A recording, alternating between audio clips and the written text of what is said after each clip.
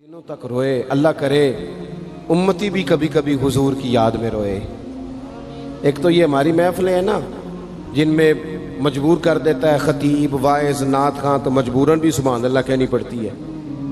काश कभी घर में बैठे बैठे भी दिल करे और हम किसी नात खां के दरवाजे पे स्पेशल जाके दस्तक दें और उसे कहें दिल बड़ा परेशान है, मदीने वाले की कोई नात तो सुनाओ।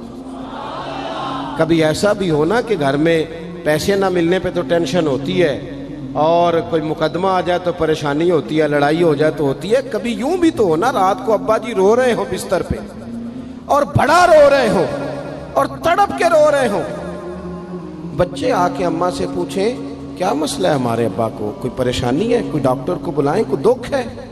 अम्मा कहती है जाओ तुम्हारे वाली बात नहीं।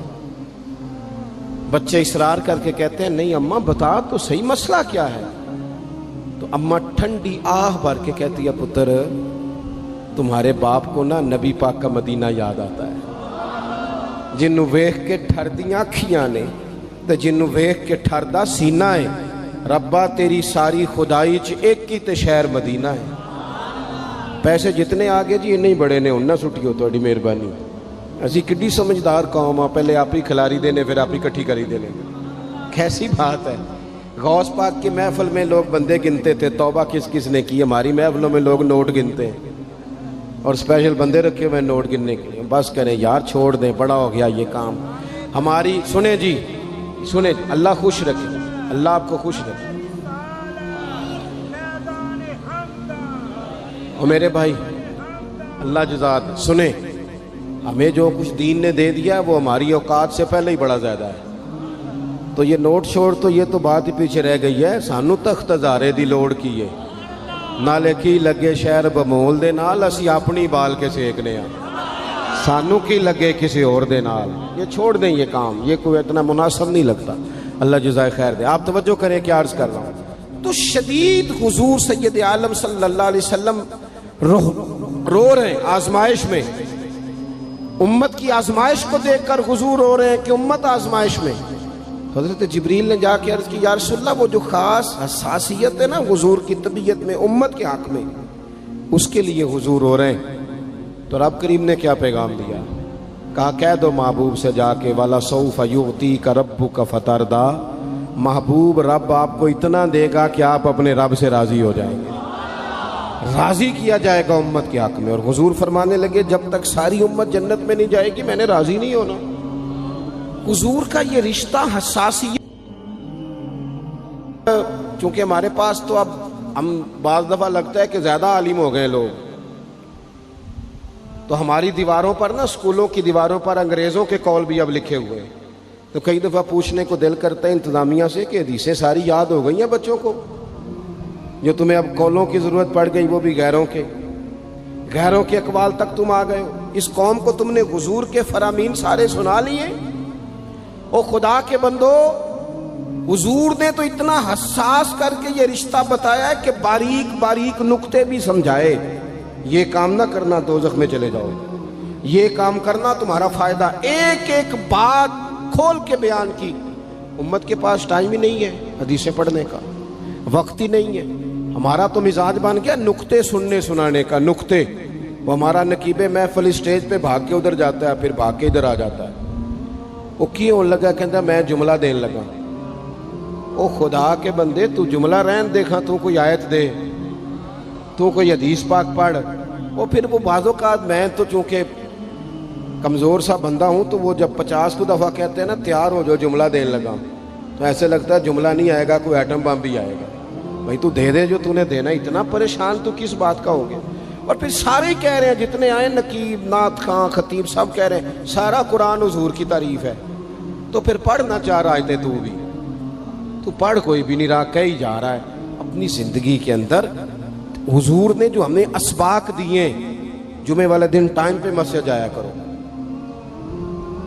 मौलवी नकम्मा भी हो ना मेरी तरह का, आप वक्त पे जाएंगे तो वो जल्द तैयारी शुरू कर देगा। आप आखिरी 10 मिनट जाते हैं तो वो क्या मौलाना दीवारों को तकरीर सुनाए। तैयारी करें, हुजूर के फरामीन सुने। और नबी पाक सल्लल्लाहु अलैहि वसल्लम ने जहां जहां हमें असबाक पढ़ाए हैं वो उस रिश्ते की हसासियत को देखें। چونکہ حضور نے بڑا حساس رشتہ بنایا امت سے، تو پھر امت کے دل بھی حضور کے حق میں بڑے حساس ہیں۔ اپنے مزاج کے لحاظ سے نا نرم طبیعت کے آدمی حضرت صدیق اکبر۔ کچھ لوگ نرم ہوتے ہیں نا بیچارے، جو گیا مان لی، جو گیا مان لی، ان کو لوگ تنگ بھی بڑا کرتے ہیں۔ یہ بھی میں آپ کو بتا رہا ہوں۔ وہ جس بندے کا پتہ ہوتا ہے نا کہ جناب اس کے پاس گئے تو یہ اکثر تارے شاٹ بھی رہتی ہیں، تو وہاں ذرا جاتے بھی لوگ تھوڑی احتیاط کرتے ہیں۔ حضرت ابو بکر صدیق طبعاً نرم طبیعت کے تھے، کشادہ روئی، خندہ پیشانی مزاج کا حصہ تھا۔ وہ دیر تک صبر کرنے کے عادی تھے، لیکن ایک دن ان کے والد آئے جناب ابو قحافہ رضی اللہ تعالیٰ عنہ، بعد میں انہوں نے کلمہ پڑھا۔ وہ ایک دن حضور کی بارگاہ میں شکایت لے کے آئے۔ اب کسی اس بندے کی شکایت آ جائے نا جس کی توقع نہ ہو، جس سے توقع نہ ہو۔ کسی نے کہا تھا نا کہ تجھ سے شکوہ نہیں بے وفائی کا، پر تجھ سے امید بے تحاشا تھی۔ تیرے اوپر امیدیں بڑی تھیں، تو تو نے یہ جو کام کیا نا یہ تھوڑا عجیب لگا ہے، تجھے نہیں کرنا چاہیے تھا۔ کوئی اور کر دیتا تو چلو بات اتنی سخت نہیں تھی، تجھے نہیں کرنی چاہیے تھی، تیری بنتی نہیں تھی۔ حضرت صدیق اکبر طبی طور پر نرم آدمی، لیکن ان کے والد آئے حضور کی بارگاہ میں، اور بزرگ ہیں اور نابینا ہیں اور لاٹھی تھامے ہو، اور انہوں نے بڑی عجیب بات کی، کہا یا رسول اللہ حد ہو گئی، آج تو ابو بکر صدیق نے مجھے تھپڑ مارا ہے، تھپڑ مارا ہے۔ یہ ابھی وہ مسلمان نہیں تھے، شکایت آئی، کریم محبوب علیہ السلام کے گرد جتنے لوگ کھڑے تھے محو حیرت ہو گئے کہ ابو بکر صدیق یہ کام کریں گے۔ حضور نے فرمایا بلاؤ نا جناب صدیق کو۔ حاضر بارگاہ ہو گئے، ہاتھ باندھے، نظر جھکائی ہے۔ حضور نے فرمایا ابو بکر لوگوں کو تو یقین ہی نہیں آ رہا، تم نے تھپڑ مارا باپ کو؟ خاموش کھڑے، خاموش۔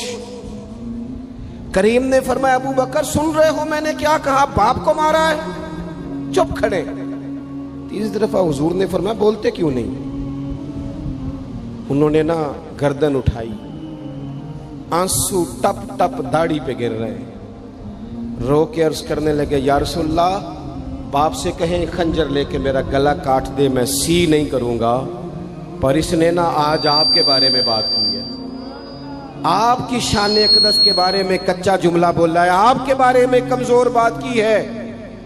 یا رسول اللہ میں سارا کچھ سہ سکتا ہوں، پر آپ کا اور میرا رشتہ، حضور آپ کی اور میری بات، تن تندور تے ہڈیاں بالن، اسی ہاواں نال تپایا، کپ کپ مکیاں پیڑے کیتے، اتوں عشق پلیتھن لایا، تن دا سالن تے من دی ہانڈی، لون صبر دا پایا، غلام فریدہ میں ساری تیری، تینوں وجہ یقین نہیں آیا؟